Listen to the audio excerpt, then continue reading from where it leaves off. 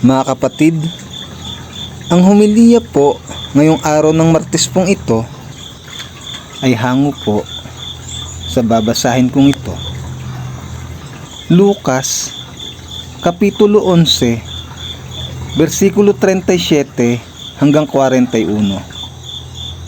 Tinuligsa ni Jesus ang mga tagapagturo ng kautusan at ang mga Pariseyo.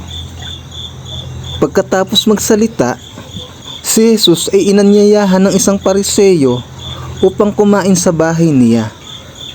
Nagpaunlak si Jesus at dumulog sa hapag. Nagulat ang Pariseyo nang makita niyang si Jesus ay hindi muna naghugas ng kamay.